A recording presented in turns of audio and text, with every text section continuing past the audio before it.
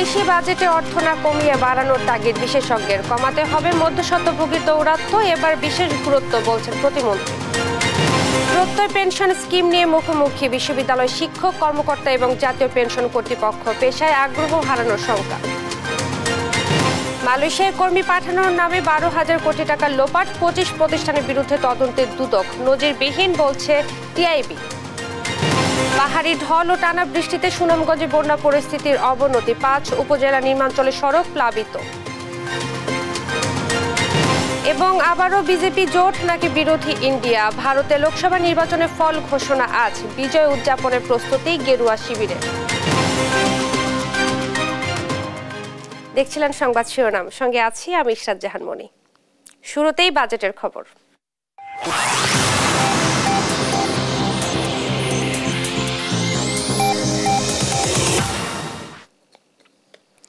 দেশের প্রায় 80% মানুষ কৃষির উপর নির্ভরশীল, কিন্তু এত সংখ্যক মানুষের কর্মসংস্থানে বাজেটে থাকে না পর্যাপ্ত বরাদ্দ। যতটুকু আসে তা গ্রামীণ পর্যায় পর্যন্ত পৌঁছাতে মুখোমুখি হতে হয় নানা প্রতিবন্ধকতার। কৃষিপণ্য বাজার থেকে খাদ্য প্রক্রিয়াজাতকরণ পর্যন্ত পৌঁছাতে ফরিয়াদের হাত বদল হয় 2 থেকে 3 বার। এতে পণ্যের দাম যেমন বাড়ে, তেমনি কৃষি পণ্যের ন্যায্য দাম পান না কৃষক। বিশেষজ্ঞরা বলছেন, কৃষিতে উৎপাদন বাড়াতে বিশেষ গুরুত্ব দিতে হবে, বাড়াতে হবে বরাদ্দ। বিস্তারিত ইফতেখার রেজা রিপোর্টে। অভিঘাত মোকাবিলা করে এগিয়ে যাচ্ছে দেশের কৃষি। বন্যা, ঘূর্ণিঝড়, খরা, লবণাক্ততা সহ নানা প্রাকৃতিক দুর্যোগ জয় করে উৎপাদন ধরে রেখেছেন কৃষকরা। এরই মধ্যে আরও এক চ্যালেঞ্জ এসেছে সামনে, তাপপ্রবাহ। এবছর তাপদাহে পুড়েছে সোনালী ফসল। এসব চ্যালেঞ্জ মোকাবেলা করেই কৃষির উপর ভরসা রাখতে চায় সরকার। চলতি বছরে মোট বাজেটে কৃষি খাতে বরাদ্দ ছিল মাত্র 5.74%, যা দেশের অর্থনীতিতে এ খাতের প্রত্যক্ষ অবদানের তুলনায় অর্ধেকেরও কম। জাতীয়ভাবে কৃষিতে যে বাজেট পাওয়ার কথা তা এখনো পাচ্ছে না বলে মনে করেন ইমেরিটাস অধ্যাপক ডক্টর এম.এ. সাত্তার মণ্ডল। কৃষি আমাকে ওইভাবে চট করে কোনো প্রবৃদ্ধি দেবে না, কৃষি দেবে আমার খাদ্য নিরাপত্তা। ওইখানেই আমাদের বক্তব্য, যে গ্রোথে প্রবৃদ্ধিতে আমাকে বড় ধরনের অবদান না দিলেও কিন্তু খাদ্য নিরাপত্তা, সার্বভৌমত্বর যেখানে প্রশ্ন, সেই বিচারে আমি মনে করি যে এখানে আরও বরাদ্দ আমাদের আসা দরকার। কৃষির সবচেয়ে বড় কথা হলো জীববৈজ্ঞানিক গবেষণা। এটা তো যন্ত্র দেওয়া হয় না, তার জন্য গবেষক তাদের ভেতরে আমাদের বিনিয়োগটা বাড়াইতে হবে, গবেষণার বরাদ্দটা বাড়াতে হবে। এ নিয়ে আমরা বারে বারে বলছি। আর অর্থনীতিবিদ এম.এ. মাকাশের পরামর্শ, কৃষিতে বাজেটের অর্থ না কমিয়ে বাড়াতে হবে, কমাতে হবে মধ্যস্বত্বভোগীদের দৌরাত্ম্য। কৃষকের একটা ন্যায্য দাম দিতে হবে, না দিলে কিন্তু উৎপাদন বাড়বে না। উৎপাদন না বাড়লে মূল্যস্ফীতি আপনি আটকাতে পারবেন না।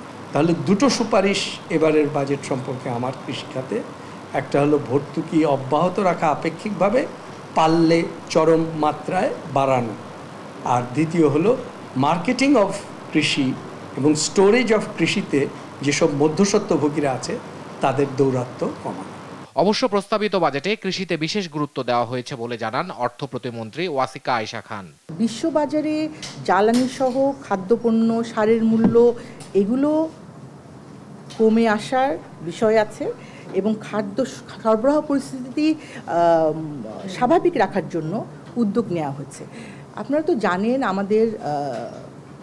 আমাদের বাংলাদেশে কৃষি ভিত্তিক অর্থনীতি এবং কৃষিটা কিন্তু খুব গুরুত্বপূর্ণ। প্রস্তাবিত বাজেটেও কিন্তু কৃষির উপরে সর্বোচ্চ গুরুত্ব দেওয়া হচ্ছে। কৃষির পাশাপাশি শিক্ষা ও স্বাস্থ্য খাতেও গুরুত্ব দেওয়ার কথা জানান অর্থ প্রতিমন্ত্রী। ইফতেখার রেজা, দেশ টিভি, ঢাকা। উন্নয়নে দেশের অন্যান্য অঞ্চলের তুলনায় পিছিয়ে রংপুর বিভাগ। কৃষি নির্ভর এই অঞ্চলে উন্নয়ন ব্যবধান কমিয়ে আনতে বিশেষ শিল্প কারখানা তৈরি ও ঋণ নীতি ঘোষণার পাশাপাশি বিভাগের 38 জন প্রতিনিধিকে সমন্বিত উদ্যোগ নেয়ার আহ্বান জানিয়েছেন নাগরিক সমাজ। আসছে বাজেটে এর প্রতিফলন দেখতে চান তারা। মাহমুদ রকির তোলা ছবিতে রফিকুল ইসলামের প্রতিবেদন। রংপুর অঞ্চলে মোট জনসংখ্যার অর্ধেক অধিবাসী দরিদ্র, অথচ 2019 সালের বার্ষিক উন্নয়ন কর্মসূচিতে রংপুর বিভাগের 2 কোটি মানুষের জন্য বরাদ্দ ছিল 1% কম। মেগা প্রকল্প বাদ দিলে মাত্র 0.98% বরাদ্দ ছিল এখানে। অথচ ষষ্ঠ পঞ্চবার্ষিক পরিকল্পনায় পিছিয়ে পড়া অঞ্চলের প্রতি জোর দেয়া, আঞ্চলিক বৈষম্য দূর করতে বার্ষিক উন্নয়ন কর্মসূচিতে পৃথক বরাদ্দ রাখার কথা বলা হয়েছে। মাঝে মাঝে খুব আমি সমস্যার মধ্যে থাকি, টেনশনের মধ্যে থাকি, আমার রোজগারি হচ্ছে না। ইনকাম সোর্স আমার খুব অল্প হয়, যেমন ধরেন 400 টাকা বা 500 টাকা, 300 টাকা, এইভাবে আমি চলি। তারপরে অনেক কিস্তি মিস্তি আছে, এইভাবেই চলছে, হাজিরা দিয়ে চলে না। তারপরে এখন জীবন বাঁচার গেলে চলতে হবে, ওরকম পরিশ্রম করে খাইতে হবে। দেশে সরকারি বেসরকারি মিলে 95টি অর্থনৈতিক অঞ্চলের অনুমোদন রয়েছে, যার মধ্যে ঢাকা বিভাগে 36টি, চট্টগ্রাম বিভাগে 25টি, রাজশাহী, খুলনা, ময়মনসিংহ বিভাগে 8টি করে, সিলেট বিভাগে 6টি আর রংপুর বিভাগে মাত্র 4টি অর্থনৈতিক অঞ্চলের অনুমোদন রয়েছে। শুধু সংখ্যায় নয়, এগুলোর বাস্তবায়নেও পিছিয়ে আছে। বৈষম্য দূর আর কর্মসংস্থান তৈরিতে আলাদা শিল্পনীতি করার দাবি ব্যবসায়ী নেতাদের। সেই কর্মসংস্থান সৃষ্টি করতে হলে আমরা বলছিলাম রংপুর বিভাগের জন্য একটি আলাদা শিল্পনীতি, আলাদা একটা কর নীতি, আলাদা একটা ঋণ নীতি ঘোষণা করা হোক, যাতে করে কর্পোরেট ব্যবসায়ীরা, বিদেশি ইনভেস্টররা, ক্ষুদ্র মাঝারি শিল্প ব্যবসায়ীরা যেন রংপুর বিভাগে শিল্প ব্যবসা বাণিজ্য করে। দেশের অন্যান্য অঞ্চলে শিল্প খাতে পর্যাপ্ত বরাদ্দ থাকায় দেশীয় প্রতিষ্ঠানগুলোর পাশাপাশি বিনিয়োগে এসেছে ভারত, জাপান, চীন সহ অনেক দেশ থেকে। শুধু ভিন্ন চিত্র রংপুরে। তাই সুষম উন্নয়নের দাবি এই অঞ্চলের জনপ্রতিনিধিদের। বাংলাদেশের অন্য জেলার তুলনায় সব দিক দিয়ে পিছিয়ে আছি। কর্মসংস্থান সৃষ্টি করতে হবে, এখানে একাধিক ইকোনমিক জোন স্থাপন করে বেকার সমস্যা সমাধান করলে আমাদের এখানে আমরা পিছিয়ে পড়া এলাকা আমরা কিছুটা এগিয়ে যাব। রাজশাহী বিভাগের বরাদ্দ কত আর রংপুরের বিভাগের বরাদ্দ কত? রাজশাহী বিভাগের আয়তন কত, লোকসংখ্যা কত? রংপুর বিভাগের আয়তন এবং লোকসংখ্যা কত? পার্থক্যটা দেখবেন অনেক বেশি। তো এই পার্থক্য যতক্ষণ পর্যন্ত এই পার্থক্যগুলো আমরা ওভারকাম করতে পারি না, ততক্ষণ পর্যন্ত সুষম উন্নয়ন সম্ভব নয়। এই অঞ্চলের উন্নয়ন বৈষম্যের সমতা ফেরাতে সংসদ সদস্যদের সরকারের উচ্চ পর্যায়ে জোরালো ভূমিকা রাখার আহ্বান নাগরিক সমাজের। রফিকুল ইসলাম, দেশ টিভি, রংপুর।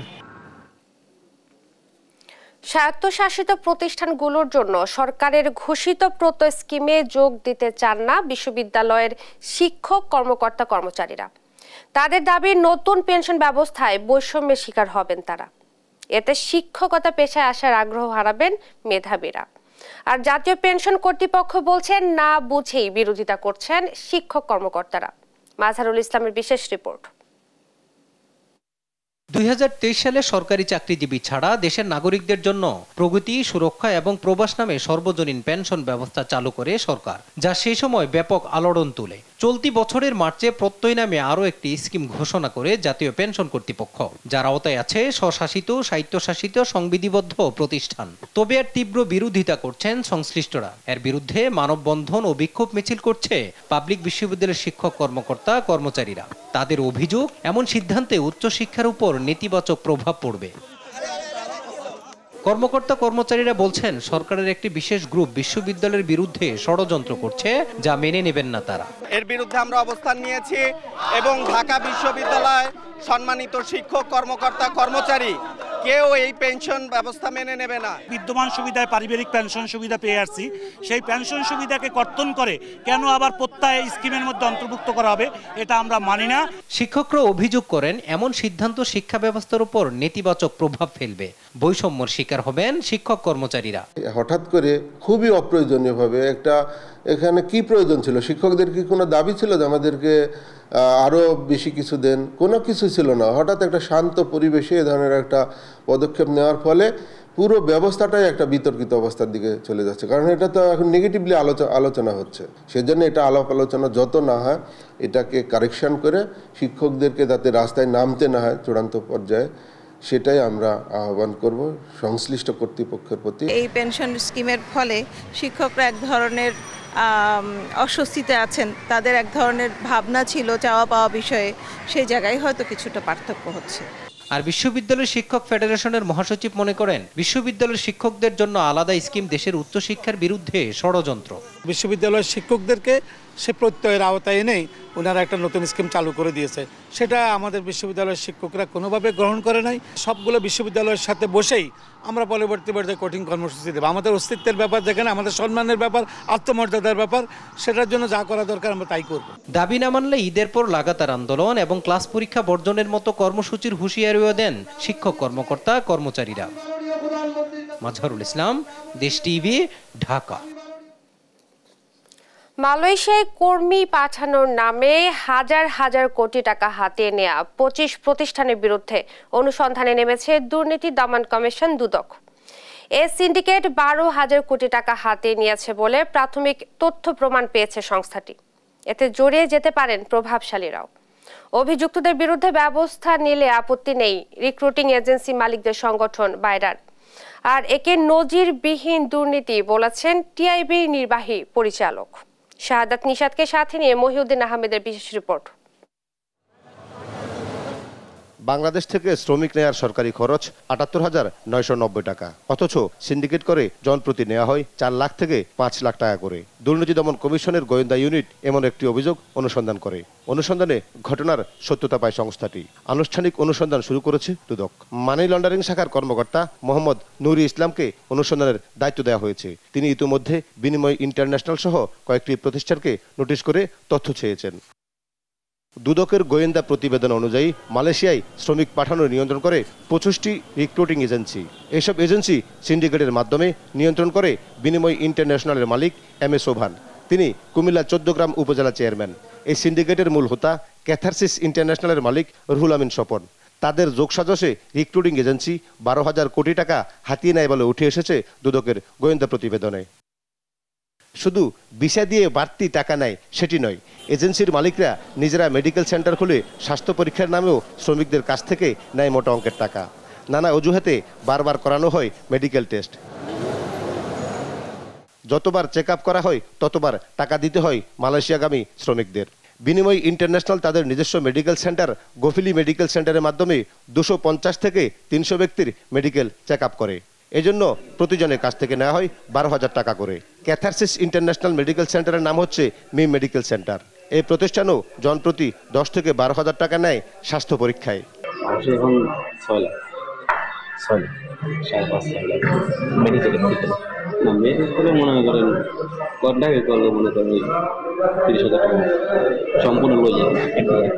যারা সিন্ডিকেট করে শ্রমিকদের বিদেশ পাঠানোর সময় অতিরিক্ত টাকা নেয় তাদের প্রতারক আখ্যায়িত করেন বাইরা মহাসচিব।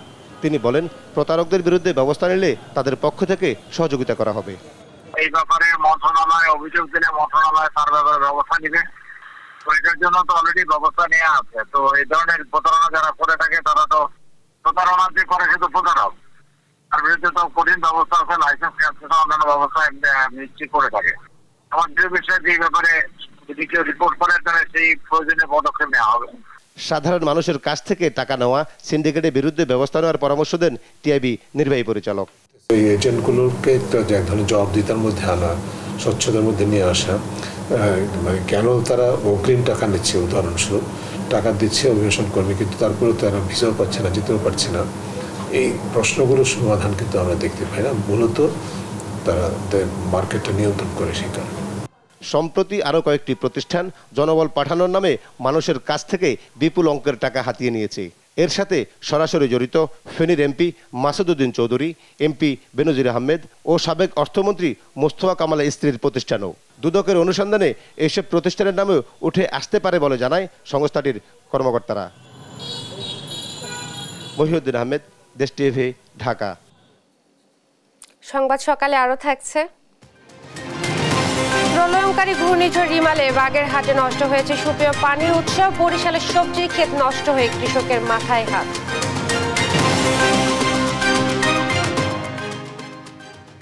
পুলিশের সর্বোচ্চ পদে চাকুরিরত অবস্থায় বেসরকারি চাকরিজীবী হিসেবে করিয়েছেন পাসপোর্ট।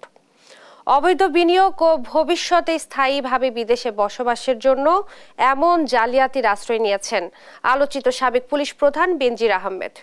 এমন ঘটনাকে ন্যাক্কারজনক বলছেন বিশেষজ্ঞরা। প্রশ্ন তুলেছেন দুদক ও সরকারি সেবা দানকারী প্রতিষ্ঠানগুলোর কাজের স্বচ্ছতা নিয়েও। বিস্তারিত নূপুর মাহমুদের প্রতিবেদনে।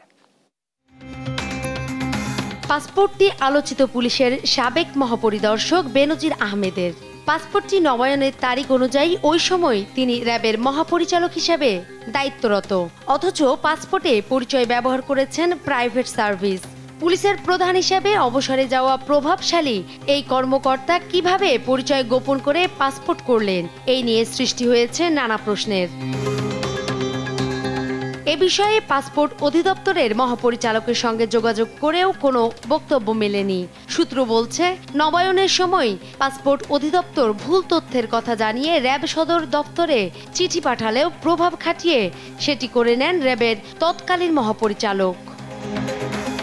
একের পর এক অবৈধ সম্পদের খবর প্রকাশ্যে আসার পর আপনজনেরাও এখন পর বেনজির আহমেদের। যাকে প্রতিবেশী হিসেবে পেয়ে গর্ব করতেন প্রতিবেশীরা, তাকে ঘিরে সৃষ্ট পরিস্থিতিতে এখন বাসায় টানিয়ে রাখতে হচ্ছে এমন সাইনবোর্ড। নিরাপত্তা রক্ষীকারীরাও বিরক্ত সাবেক আইজিপির উপর। জালিয়াতির মাধ্যমে পাসপোর্ট তৈরির ঘটনাকে নজিরবিহীন বলছেন বিশেষজ্ঞরা। দুর্নীতিবাজ কর্মকর্তাদের জন্য বেনজির আহমেদের পরিণতি বড় বার্তা বলেও মনে করছেন তারা। শুধুমাত্র এখানে যিনি জালিয়াতির মাধ্যমে প্রতারণার মাধ্যমে পাসপোর্ট ইস্যু করিয়েছেন, তিনি ক্ষমতার ব্যবহার করেছেন ব্যক্তি হিসেবে তিনি, এবং তার দুটি প্রতিষ্ঠানের শীর্ষ কর্মকর্তা হিসেবে র্যাব এবং পুলিশ কর্মসূচি, তার যে ক্ষমতা, প্রাতিষ্ঠানিক ক্ষমতা, যেটার মধ্যে আবার রাজনৈতিক যোগসাজশ ছিল, সেটা তথ্য কেউ অস্বীকার করতে পারবে না, সমর্থন ছিল, সেই দুইটার সংমিশ্রণে যে ক্ষমতা, সেটাকে অপব্যবহার করে তিনি বিভিন্ন অপরাধ করেছেন, সেটার চিত্র ব্যাপক আলোচিত। অনেকেই ভাবতে পারে যে ইনি কোনো একটা কারণে পড়েছে, তো সেই কারণটা আমি যদি না ঘটাই তাহলে আমি যতই লুটপাট করি না কেন আমি পড়বো না, এরকম ভাবতে পারে। আবার সত্যিকার অর্থে যারা, যেটি বললাম যে বুদ্ধিমান, সতর্ক, তাদের জন্য এটা মেসেজ যে না, এইরকম করলে এইরকম অবস্থায় পড়া যায়। চাকরিরত থাকা অবস্থায় ভুয়া পরিচয়ে পাসপোর্ট এবং সম্পদের এমন পাহাড় গড়া নিয়ে দুদক সহ সংশ্লিষ্ট সংস্থাগুলোর অজ্ঞতা, প্রতিষ্ঠানগুলোর সক্ষমতা নিয়ে প্রশ্নের জন্ম দিয়েছে বলে মনে করেন দুদকের সাবেক এই মহাপরিচালক। নূপুর মাহমুদ, দেশ টিভি, ঢাকা। অনুসন্ধান প্রতিবেদনের উপর ভিত্তি করে সাবেক আইজিপি বেনজির আহমেদের বিরুদ্ধে মামলা করবে দুর্নীতি দমন কমিশন, জানালেন আইনজীবী খুরশিদ আলম খান। দেশ টিভিকে দেয়া একান্ত সাক্ষাৎকারে তিনি বলেন, বেনজির ও তার পরিবার দুদকে না এলে আইন তার নিজস্ব গতিতে চলবে। আর বেনজির আহমেদের আইনজীবী শাহ মঞ্জুরুল হক জানান, মামলা হলে আইনিভাবে মোকাবেলা করা হবে। বিস্তারিত শামীম আক্তারের রিপোর্টে। হালের টক অব দ্য টাউন সাবেক পুলিশ প্রধান বেনজির আহমেদ। ক্ষমতার অপব্যবহার করে বিপুল অর্থ সম্পদের মালিক হয়েছেন তিনি। গণমাধ্যমে বেনজিরের দুর্নীতির সংবাদের পর অনুসন্ধানের জন্য কমিটি গঠন করে দুর্নীতি দমন কমিশন। অনুসন্ধান চলমান অবস্থায় আদালত থেকে তার সম্পত্তি ক্রোকের আদেশ আসে। এমন পরিস্থিতিতে বেনজির দেশ ত্যাগ করেছে এমন আলোচনা থাকলেও তা নিশ্চিত নন সরকারের মন্ত্রীরা। তাকে তো এখনো আমরা নিষেধাজ্ঞা দেইনি, সে নিষেধাজ্ঞার আগে চলে যেয়ে থাকে। আমি এখনো কিন্তু সঠিক জানি না সে আছে কিনা চলে গিয়েছে, আমাকে জেনে কথা বলতে হবে। এই অবস্থায় অনুসন্ধান থেমে যাবে কিনা এমন প্রশ্ন ছিল দুর্নীতি দমন কমিশনের আইনজীবী খুরশিদ আলম খানের কাছে। জানান, অনুসন্ধান চলবে নিজ গতিতে। এতে তথ্য প্রমাণ মিললেই বেনজিরের বিরুদ্ধে মামলা করবে দুদক। কমিশন আইন অনুযায়ী তার বিরুদ্ধে যথাযথ প্রক্রিয়ায় অনুসন্ধান কার্য চালিয়ে যাবে এবং একটি নির্দিষ্ট সময়ের পরে অনুসন্ধান কার্য শেষে অনুসন্ধান রিপোর্ট কমিশনে দাখিল করবে। অনুসন্ধান রিপোর্ট দাখিল করার পরে এই অনুসন্ধান রিপোর্টের উপর ভিত্তি করে কমিশন সিদ্ধান্ত নেবে ওনার বিরুদ্ধে মামলা হবে কিনা, সেটা কিন্তু কমিশনের দায়িত্ব। তবে এই আইনজীবী এখনো আশাবাদী 6 ও 9 জুন দুদকে আসবে বেনজির এবং তার পরিবার। না এলে আইন অনুযায়ী চলবে প্রক্রিয়া। আমরা কিন্তু দুর্নীতি দমন কমিশনের পক্ষ থেকে এখনো দৃঢ়ভাবে বিশ্বাস করি জনাব বেনজির আহমেদ এবং তার পরিবারবর্গ 6 তারিখ এবং 9 তারিখ হাজির হবেন, জিজ্ঞাসাবাদের সম্মুখীন হবে। যদি উনি না আসে আইন তার নিজস্ব গতিতে চলবে এবং উনি না আসলেও অনুসন্ধান কার্য সমাপ্ত করতে আইনে কোনো বাধা নাই। আর বেনজির আহমেদের আইনজীবী জানান, মামলা হলে অবশ্যই উচ্চ আদালতে যাবেন তারা। বেনজির আহমেদ শুধু আইনজীবী হিসেবেই না, ওনার সাথে আমার যোগাযোগ ছিল। যেহেতু ওনার বিরুদ্ধে একটা অভিযোগ আছে এবং দুদক ইনকোয়ারি করছে, ওনার সম্পত্তি বাজেয়াপ্ত হয়েছে, সুতরাং উনি আইনগত ব্যবস্থাগুলি নেবেন। যেহেতু উনি এই দেশেরই সিটিজেন, তার আইনগত অধিকার আছে এগুলিকে ডিফেন্ড করার, এবং এখন পর্যন্ত কিন্তু কোনো মামলা নেই। সুতরাং যেহেতু ওনার বিরুদ্ধে কোনো মামলা নেই, আমি ওনার আইনজীবী হিসাবে কোনো ওকালতনামা বা উপরের আদালতে যাওয়ার জন্য এখন পর্যন্ত কোনো ইনস্ট্রাকশন আমার কাছে নেই। এখন এটা উনি ওনার মতো করে কন্টেস্ট ডেফিনেটলি করবেন। সাবেক আইজিপির বর্তমান অবস্থা নিয়ে কোনো তথ্য নেই বলেও জানান এই আইনজীবী। আমি জানি না উনি কোথায় আছেন। শামিমা আক্তার, দেশ টিভি, ঢাকা। দেখছেন সংবাদ সকাল। ঘূর্ণিঝড় রিমালের প্রভাবে সৃষ্ট জলোচ্ছ্বাসে বাগেরহাটে নষ্ট হয়েছে অসংখ্য পানির উৎস। সুপেয় পানির উৎস প্লাবিত হয়েছে লবণাক্ত পানিতে। এতে দৈনন্দিন কাজে ব্যবহারের জন্য চরম সুপেয় পানির সংকটে পড়েছেন উপকূলবাসী। বাধ্য হয়ে অনেকে উপকূলে নোঙর করা জাহাজ থেকে পানি সংগ্রহ করে পান করছেন। সহকর্মী এস সোহানের তথ্যচিত্রে ডেস্ক রিপোর্ট। ঘূর্ণিঝড় রিমাল আঘাত হানার আগ থেকেই জোয়ারের পানিতে প্লাবিত হয় নদীবেষ্টিত মোরেলগঞ্জ উপজেলার বহরবুনিয়া ইউনিয়ন। ঝড়ের রাতে পুরো ইউনিয়ন ডুবে যায় কেওড়া, মানিক ও পানগুছি নদী থেকে আসা জলোচ্ছ্বাসের পানিতে। সবচেয়ে বেশি পানির উৎস ক্ষতিগ্রস্ত হয়েছে ঘষিয়াখালী গ্রামে। সুপেয় পানির একমাত্র উৎস জেলা পরিষদের পুকুরে ঢুকে পড়ে লবণ পানি। ঝড়ের ৮ দিনেও পুকুরের পাড় মেরামতের তেমন কোনো উদ্যোগ নেয়নি জনস্বাস্থ্য প্রকৌশল অধিদপ্তর। এতে চরম বিপাকে স্থানীয়রা। বন্যায় এই পুকুর ডুবে যাওয়ায় আমাদের এই পানিটা লবণ হয়ে গেছে, আমরা এখন খুব কষ্টে আছি। আমরা এই বাজার পুষ্করিণীতে পানিটা ব্যবহার করতাম, খাইতাম। তো এই বন্যার কারণে 2-3 জায়গায় ভেঙে গেছে, আমাকে এখন খাবার পানির অনেক সংকট। কয়েকদিন আগে যে ঘূর্ণিঝড় হয়েছে তার জন্য ওই লবণ পানিতে আমাকে যে একটা পুকুর ছিল ওইটা ভেঙে গেছে। পরে আমাকে পানি জাহাজ থেকে এনে তারপর মনে করেন ব্যবহার করার আগে রান্নার জন্য বা খাওয়ার জন্য। ঘষিয়াখালী গ্রামের পাশে আন্তর্জাতিক নৌ রুট ঘষিয়াখালী চ্যানেল। জীবন বাঁচাতে এই রুটে চলাচলকারী জাহাজগুলোর মাস্টার নাবিকদের অনুরোধ করে পানি সংগ্রহ করছে গ্রামবাসী, যা অপরিশোধিত হওয়ায় চরম স্বাস্থ্য ঝুঁকিতে স্থানীয়রা। আমরা যখন জাহাজ নিয়ে ঢাকা থেকে এদিকে আসি তখন আমরা মেঘনার থেকে বেশি পর্যাপ্ত পরিমাণ দেখা গেছে মিষ্টি পানি নিয়ে আসি। মিষ্টি পানি নিয়ে এসে এখানে যখন আমরা চিলিং মিস করি অনেক সময় দেখা গেছে আমরা এখানে লোকজন আসলে আমরা এদেরকে পানি দিয়ে যাই। যদিও জনস্বাস্থ্য প্রকৌশল অধিদপ্তর বলছে দুর্গত এলাকায় দৈনিক 5 থেকে 6 হাজার লিটার পানি সরবরাহ করা হচ্ছে। যোগাযোগ ব্যবস্থা ভেঙে পড়ায় ঘষিয়াখালী এলাকায় পৌঁছায়নি এ পানি। এই উপদ্রুত অঞ্চলে যে সমস্ত পানির উৎস বিদ্যমান আছে সেগুলো যা ক্ষতিগ্রস্ত হয়েছে সেগুলোকে মেরামত বা সংস্কারের আওতায় এনে এবং আলাদা কোনো প্রযুক্তির মাধ্যমে সেখানে সুপেয় পানির সংস্থান করা যায় কিনা সে বিষয়ে আমাদের পর্যালোচনা অব্যাহত রয়েছে। ঘূর্ণিঝড় রিমালে জেলায় ক্ষতিগ্রস্ত হয়েছে নলকূপ, rain water harvesting tank, PSF ও পুকুর সহ বিভিন্ন ধরনের 20,226টি সুপেয় পানির উৎস। News desk, Desh TV. ঘূর্ণিঝড় রিমাল চলে গেলেও রেখে গেছে ক্ষত। ঝড়ের প্রভাবে ব্যাপকভাবে ক্ষতিগ্রস্ত হয়েছে বরিশালের কৃষিক্ষেত্র। চলতি মৌসুমে রোপিত সবজি নষ্ট হওয়ায় শত শত কোটি টাকার ক্ষতির শিকার হচ্ছেন চাষিরা। তবে সরকারি কর্মকর্তারা বলছেন ক্ষতিগ্রস্ত চাষিদের সহায়তায় নানামুখী পদক্ষেপ নেওয়া হচ্ছে। বরিশাল থেকে সহকর্মী শফিক মুন্সির পাঠানো তথ্য ছবিতে টুম্পা আফরোজের ডেস্ক রিপোর্ট। ঘূর্ণিঝড় রিমালের তাণ্ডবে বড় বিপর্যয় নামে উপকূলীয় অঞ্চলের কৃষিখাতে। বিশেষ করে তীব্র বাতাসের বেগে ক্ষতিগ্রস্ত হয় বরিশালের বিভিন্ন এলাকার শাকসবজির ক্ষেত। এছাড়া ঝড় পরবর্তী জলোচ্ছ্বাস ও জোয়ারের পানিতে তলিয়ে যায় বীজতলা। জমে থাকা পানিতে ভেসে গেছে কৃষকের স্বপ্ন, নষ্ট হয়েছে কোটি টাকার শস্য। এর মধ্যে রয়েছে পেঁপে, কুমড়া, লাউ, শসা, বেগুন, ডাল সহ নানা পদের বীজ। আমার এখানে প্রচুর পেঁপে চারা উৎপন্ন ছিল, যেগুলো আমি আপনার ডেলিভারি দেবার সময়ের 2-3 দিন পরে দিতাম। এই সময়টা এই ঝড়টা আসলো, এসে আমার প্রায় 40,000 চারা নষ্ট হয়ে গেছে। আমার বিভিন্ন সবজি, মুগ ডাল এবং বিভিন্ন ধরনের ফসল আদি যে গেছে তাতে প্রায় 50-60 হাজার টাকার আমার লস হয়েছে। সাথে পুকুরের মাছ, 2টা পুকুরের মাছও নষ্ট হয়েছে। জেলার 10 উপজেলার ক্ষতিগ্রস্ত চাষি এবং বিভিন্ন সংস্থার প্রতিনিধিদের সমন্বয়ে ঝড় পরবর্তী শুনানির আয়োজন করে বাংলাদেশ কৃষি গবেষণা ইনস্টিটিউট। গণশুনানির মাধ্যমে এই আমাদের জাত এবং প্রযুক্তি সম্পর্কে ওনারা যে কোনো অভিযোগ করতে পারে এবং সরাসরি আমাদের সেইগুলো আমরা সমাধান দিয়ে থাকি। এর মাধ্যমে কৃষকরা সরাসরি উপকৃত হয়।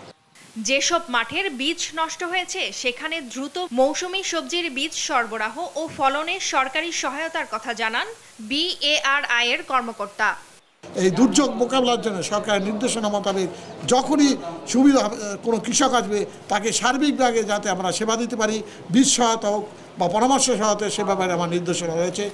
ঘূর্ণিঝড়ের প্রভাবে জেলার কৃষিক্ষেত্রে প্রায় 508 কোটি টাকার ক্ষতি হয়েছে, যার 2/3 বিভিন্ন ধরনের শাকসবজি ও বীজতলার।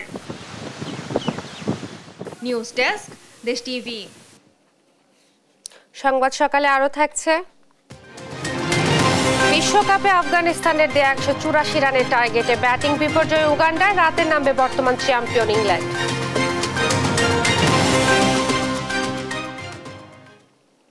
দ্রব্যমূল্যের ঊর্ধ্ব গতিতে যেখানে সাধারণ মানুষের জীবন অতিষ্ঠ, সেখানে নীলফামারী সদর উপজেলার খোকসাবাড়ি ইউনিয়নের সন্ন্যাসীতলার ভাই ভাই টি স্টোরে মেলে 1 টাকার চা পেঁয়াজ। সুস্বাদু চা পেঁয়াজ খেতে দূর দূরান্ত থেকে শত শত মানুষ ভিড় করেন দোকানটিতে।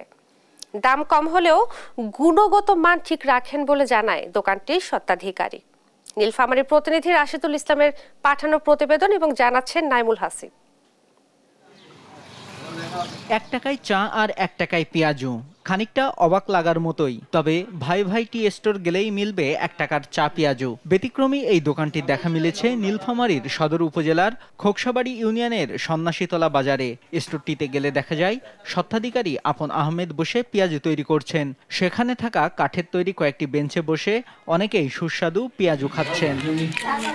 বর্তমান বাজারে প্রতি পিস পেঁয়াজু ও 1 কাপ চা 5 টাকার কমে কোথাও বিক্রি হয় না, কিন্তু আপন আহমেদ তার ব্যতিক্রম। শুধু তার গ্রামের মানুষই নয়, বিকেল হলেই কম দামে সুস্বাদু চা পেঁয়াজু খেতে দূর দূরান্ত থেকে শত শত মানুষ ভিড় করেন তার দোকানে। দাম কম হলেও তার দোকানের চা ও পেঁয়াজু খুবই সুস্বাদু বলে জানান ক্রেতারা। আমি প্রতিদিন এখানে আসি শুধু চা আর একটা পেঁয়াজুর জন্য। 1 টাকা মূল্য। অনেক বাজারে 5 টাকা পেঁয়াজু খেতে হয়, 5 টাকা চা খেতে হয়, কিন্তু এখানে 1 টাকা চা খাই, 1 টাকা পেঁয়াজু পাই, আমরা অনেক খুশি। দোকানটিতে প্রতিদিন 20 কেজি ডালের পেঁয়াজু বিক্রি হয়। ব্যবসার পুঁজি কম হওয়ায় 1 লাখ টাকার ঋণ নিয়েছেন মালিক আপন। দিনে 7 থেকে 8 হাজার টাকার মতো বেচা বিক্রি হয়। এ থেকে যা লাভ হয় তা দিয়ে ঋণের কিস্তি, সংসার ও 2 ছেলে মেয়ের পড়ালেখার খরচ চালান তিনি। কোনো মাধ্যম থেকে আর্থিক সহযোগিতা পেলে স্বাচ্ছন্দ্যের সঙ্গে সারা জীবন 1 টাকায় চা পেঁয়াজু বিক্রি করবেন বলে জানান আপন আহমেদ। 1995 সাল থেকে শুরু করেছি, মোটামুটি 29 বছর রানিং। বর্তমান যে বাজারের ঊর্ধ্বগতি এখন টিকে থাকাই সম্ভব নয়, তারপরেও আশা করি যে যতদিন শারীরিক পরিস্থিতি ভালো থাকবে আমি চালিয়ে নিয়ে যাব। সকালে নিজের কৃষি জমিতে কাজ করে বিকেলে দোকানে কার্যক্রম শুরু হয়। বেচা বিক্রি চলে রাত 10টা পর্যন্ত। এভাবেই আপন আহমেদ চালিয়ে আসছেন টানা 2 যুগের বেশি সময় ধরে। দাম কম রাখলেও গুণমানে কোনো আপোষ করেননি। 2023 সালে জেলার শ্রেষ্ঠ খাদ্য ব্যবসায়ী হিসেবে council of consumer rights Bangladesh CRB consumer award পান তিনি। News desk, Desh TV. দেখছেন সংবাদ সকাল। ভারতে 18তম লোকসভা নির্বাচনের বহুল প্রতীক্ষিত ফল ঘোষণা আজ। স্থানীয় সময় সকাল 8টায় শুরু হয়েছে ভোট গণনা। ফলে আজই জানা যাচ্ছে দেশটির প্রধানমন্ত্রীর চেয়ারে নরেন্দ্র মোদিই থাকছেন নাকি রাহুল গান্ধী কংগ্রেসের কেউ বসবেন মসনদে। 7 ধাপে এবারে নির্বাচনে 543টি আসনে ভোট দিয়েছেন দেশটির 64 কোটি 20 লাখ ভোটার। সরকার গঠনের জন্য পেতে হবে কমপক্ষে 272 আসন। এদিকে ফল ঘোষণার আগে বুথ ফেরত জরিপকে ঘিরে চলছে তুমুল তর্ক বিতর্ক। বুথ ফেরত জরিপ বলছে নরেন্দ্র মোদীর বিজেপি আবারও আসছে ক্ষমতায়, আর মোদী 3য় মেয়াদে বসছেন প্রধানমন্ত্রীর চেয়ারে। তবে জয়ের বিষয়ে আত্মবিশ্বাসী বিরোধী শিবির এসব জরিপকে ভুয়া বলে দাবি করছে। ফল ঘোষণাকে কেন্দ্র করে যে কোনো ধরনের সহিংসতা এড়াতে ভারত জুড়ে জোরদার করা হয়েছে কঠোর নিরাপত্তা।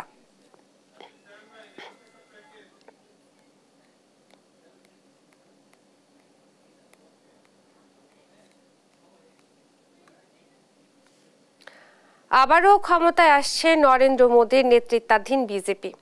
সবগুলো জরিপেই ধারে কাছে নেই বিরোধী দল। তাই মহা ধুমধামে বিজয় উদযাপনের প্রস্তুতি নিচ্ছে গেরুয়া শিবির। বিভিন্ন সূত্র বলছে ইতোমধ্যে সরকার গঠনের পাশাপাশি নেওয়া হচ্ছে শপথ অনুষ্ঠানের প্রস্তুতিও। লুৎফুর কবিরের রিপোর্টে বিস্তারিত। মোদির ৪৫ ঘন্টার ধ্যানেই কি সব হিসেব নিকেশ বদলে দিল?